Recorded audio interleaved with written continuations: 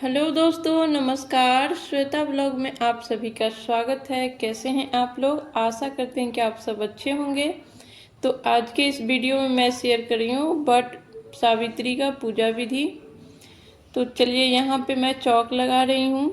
आप सभी बहनों को सबसे पहले वट सावित्री की ढेर सारा शुभकामना। वट सावित्री मंगल में हो। तो वट सावित्री का व्रत जो है इस बार 2025 में 26 मई को पड़ रहा है। दिन है सोमवार। तो यहाँ पे मैं चौक लगा रही हूँ और इसमें न चौक पूरना बहुत ही अनिवार्य होता है। अहिपन इसमें ज़रूर से बनाया जाता है। चावल को धो करके पीसा जाता है, उसमें थोड़ा सा हल्दी मिक्स करके, या फिर बाद में भी आप हल्दी उसमें मिक्स कर सकते हैं। और ये घर में कर रहे हैं, अगर टहनी से कर रहे हैं तब भी आपको अहिपन का ज़रूरत होगा। अगर आप पेड़ के पास जा रहे हैं तब भी अहिपन का ज़रूरत होगा। पेड़ में थापा लगाया जाता है अहिपन से। तो हम अहिपन से छोटा सा रंगोली बना लिए हैं और उसमें सिंदूर से टिक दिए हैं। पूजा शुरू करने से पहले जो है खोइछा लिया जाता है। आज वट सावित्री नहीं है, इसीलिए मैं सूक्ष्म रूप आपको दिखा रही हूँ। लेकिन वट सावित्री के दिन औकड़ी फूल अक्षत के साथ साथ कुछ सीजनेबल फल भी आप खोइछा में ज़रूर रखें। और कोशिश करें जो आपसे बड़ी हैं घर में, आपकी सास, जेठानी, ननद, उन लोगों से खोइछा ले लें। फिर पूजा करने जाएं वट वृक्ष के पास, या नहीं तो घर में कर रहे हैं तो पूजा प्रारंभ करें। तो यहाँ पे मैं टहनी से दिखा रही हूँ। टहनी एक दिन पहले तोड़कर गमला में लगा करके रख लीजिए, सेट कर लीजिए अच्छे से, ताकि पूजा करने में सहूलियत हो। और उस दिन टहनी या पत्ता नहीं तोड़ा जाता है, इसलिए भी एक दिन पहले तोड़ करके रखा जाता है। वट वृक्ष जो है घर में लगा के नहीं रखा जाता है, इसीलिए आप टहनी तोड़ करके पूजा कीजिए। फिर सिंदूरा से जो है मांग भर लेंगे, सीरा सिंदूर लगा लेंगे नाक से। उसके बाद पूजा जो प्रारंभ किया जाता है। और सबसे पहले दीपक जलाएंगे। एक प्लेट में स्वास्तिक बनाकर थोड़ा सा अक्षत फूल का आसन दे करके दीपक प्रज्वलित कर लेंगे। फिर पूजा स्टार्ट किया जाता है, प्रारंभ किया जाता है। तो आप मिट्टी का दीपक भी ले सकते हैं, और घर में कर रहे हैं तो अखंड दीपक भी जला सकते हैं। लेकिन पेड़ के पास अखंड दीपक नहीं जलाया जाता है, मिट्टी का दीपक जलाया जाता है। दीपक में कलावा का बाती यूज करना है, और घी या तेल दोनों में से कोई भी आप जला सकते हैं। तिल का तेल या घी भी जला सकते हैं, जो उपलब्ध हो जाए। लेकिन बाती का ध्यान रखना है कि आपको कलावा का बाती ही लेना है, क्योंकि उस दिन अमावस्या है और अमावस्या के दिन रुई का बाती नहीं जलाया जाता है, इसीलिए कलावा का बाती जलाएं। फिर थोड़ा सा अक्षत दे करके एक केला के पत्ता पर हम गणपति को और गौरी माँ को बैठा लेंगे। हल्दी से हमने गौरी माता बनाई है और गणपति का छोटा सा मूर्ति है, तो हम उनको बैठा लेंगे। और साइड में जो है कलश बैठाएंगे। कलश ऑप्शनल है, आप बैठा भी सकते हैं या नहीं भी बैठा सकते हैं, लेकिन बैठा रहे हैं तो नया कलश होना चाहिए, मिट्टी का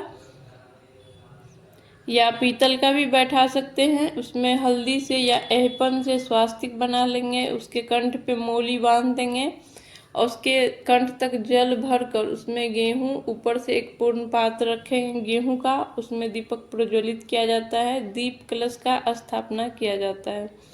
इसमें आप 5 पल्लव भी लगा सकते हैं। तो दीप जला देंगे तो कलश स्थापना हो गया। फिर विधि विधान से जो है गणपति गौरी माता का पहले पूजा किया जाता है, उसके बाद जो है वट वृक्ष का पूजा किया जाता है।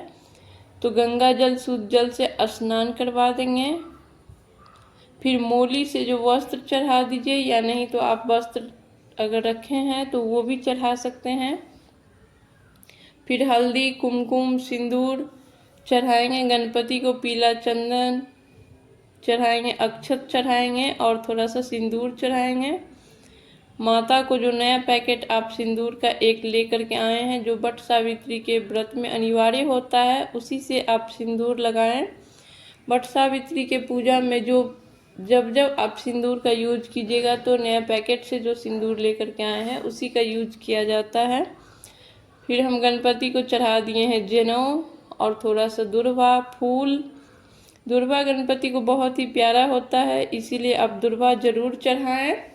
और फूल जो है माता को लाल फूल चढ़ाएं, गुड़हल का, कमल का या गुलाब का, जो उपलब्ध हो जाए। नहीं उपलब्ध हो तो जो फूल मिल जाए वो चढ़ा सकते हैं।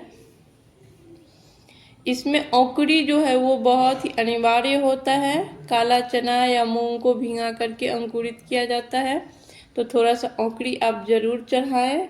और मिथिलांचल में आम से बट वृक्ष को जल दिया जाता है। एक हाथ में आम रखेंगे और उस पर जल गिराएंगे और वो बट वृक्ष में जाता है, तो इसी प्रकार से जल देना चाहिए। फिर अहिपन लगा लेंगे, 5 जगह 7 जगह लगा सकते हैं। और बड़ा पेड़ रहता है तो पूरे हाथ का निशान लगाया जाता है, थापा दिया जाता है। लेकिन ये छोटा है तो आप पत्ता पे लगा लीजिए। उसके बाद एक सावित्री माता बनाया जाता है अहिपन से। मैं यहाँ पे गमला में बना रही हूँ, लेकिन पेड़ पे बनाया जाता है। जब पेड़ के पास पूजा कीजिएगा तो पेड़ पे बनाया जाता है। और सावित्री माता जो बनाएंगे उनका पूजा किया जाता है हल्दी कुमकुम सिंदूर से पेड़ में, और सत्यवान का भी पूजा किया जाता है। तो कहीं कहीं 2 चित्र बनाया जाता है, कहीं कहीं 1 चित्र ही बनाया जाता है। तो आपके यहाँ जैसा होता होगा, 2 चित्र तो 2 बनाइए, 1 तो 1 ही बनाइए। तो यहाँ पे हम जनेऊ चढ़ा रहे हैं, सत्यवान जी को जनेऊ चढ़ा रहे हैं और माता सावित्री को लाल चुनरी चढ़ा रहे हैं।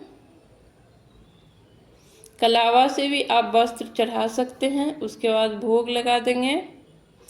जो भी सीजनेबल फल उपलब्ध हो उसका भोग लगाया जाता है, लेकिन इसमें 2 चीज़ जो होता है, आम और अंकुरित चना, ये अनिवार्य होता है। उसके बाद जो आपके घर का नियम होता है वो भी अनिवार्य होता है, तब वो कर लीजिए। फिर हम कुछ यहाँ पे मीठा में ड्राई फ्रूट और मिश्री लगा रहे हैं, भोग लगा देंगे। सावित्री माता को कुछ सुहाग का सामान जो है चढ़ाया जाता है। आप एक साथ भी चढ़ा करके कुछ रख सकते हैं और कुछ किसी किसी को दान दे सकते हैं, पंडित जी को या किसी को भी। और साड़ी भी, हमें साड़ी या ब्लाउज का पीस जरूर चढ़ाना चाहिए। कुछ कपड़े जो है हस्बैंड के लिए सत्यवान जी को चढ़ाया जाता है। कपड़े चढ़ाने से क्या होता है कि इसमें विशेष जो है आशीर्वाद हो जाता है, इसीलिए वो चढ़ा करके यूज कीजिए तो ये ज़्यादा अच्छा है। इसमें बांस का नया पंखा वट सावित्री के व्रत में अनिवार्य होता है, और पंखा पे भी हम थोड़ा सा अहिपन और कुमकुम लगा देंगे। फिर इस पंखा से जो है हवा किया जाता है बट वृक्ष को भी, और पति पूजा जब करते हैं तो पति को भी इसी पंखा से हवा किया जाता है। पूरे पूजा के दौरान जब तक आप पूजा करेंगे तब तक ओम बट वृक्षाय नमः, ओम बट वृक्षाय नमः का जाप करना होता है। लास्ट में आप दक्षिणा जरूर चढ़ाएं। दक्षिणा से पूजा में कमी जो होती है वो पूरा हो जाती है। और बट का पत्ता जो होता है वो पहले ही हमें पहन लेना चाहिए जेवर के रूप में। 16 श्रृंगार करके ये पूजा किया जाता है, जिसमें मंगलसूत्र, बिछिया अनिवार्य होता है, सिंदूर और नया चूड़ी। वस्त्र आप धुला हुआ भी ले सकते हैं या नया भी ले सकते हैं, जो आपको उपलब्ध हो जाए वो ले लीजिए। चुनरी भी डाल करके पूजा करना श्रेष्ठ माना जाता है, तो अब 16 श्रृंगार करके ही पूजा करें। उसके बाद जो है फेरी लगाया जाता है। फेरी आप चना ले लीजिए, गिनती के लिए चना लिया जाता है कि कितना बार आपको करना है, उतना गिन करके चना ले लीजिए, या कोई भी ड्राई फ्रूट भी ले सकते हैं। और फिर कलावा से या कच्चा सूत से फेरी लगाया जाता है। तो हाथ में चना रखेंगे और फेरी लगाते हुए जहाँ आप सावित्री माता का चित्र बनाए हैं वहाँ जब आएंगे तो उन्हें वहाँ सिंदूर का पैकेट खोल के रखिए और उसमें से सिंदूर लगा दीजिए, और फिर वही हाथ जो है अपने मांग में लगा लीजिए और एक चना वहाँ रख दिया जाता है। फिर दूसरे फेरी भी इसी प्रकार से होता है। सिंदूर लगा लिया, माता को लगा दीजिए, फिर वही हाथ अपने मांग में लगाइए और एक चना रख दीजिए। उस फेरी लगाने के बाद जितना भी आप फेरी लगा रहे हैं, 21, 11, 108 जितना भी, उसके बाद जो भी धागा बच जाता है उसको तोड़ा नहीं जाता है, उसको वैसे ही पेड़ के पास रख दीजिए। फिर हाथ में थोड़ा सा औंकड़ी फूल अक्षत लेकर के कथा सुना जाता है। कथा आप पंडित जी से भी सुन सकते हैं और खुद से भी पढ़ सकते हैं, या फिर आपके घर में कोई बड़ी बुजुर्ग महिला है तो वो भी सुना सकती है। कथा सुनने के बाद हमें आरती कर लेना चाहिए और यहाँ जो प्रसाद आप चढ़ाए हैं उनको उस रंग करके आचमनी करवा करके उठा लिया जाता है, और कुछ प्रसाद जो है वट वृक्ष के पास छोड़ भी दिया जाता है। फिर घर जा करके पति का पूजा किया जाता है। पति के पैर के अंगूठे को धोया जाता है, किसी प्लेट में धो लीजिए। फिर उनको जो है रोली चंदन से टिका किया जाता है, फूल अक्षत उनके सर पे रखा जाता है।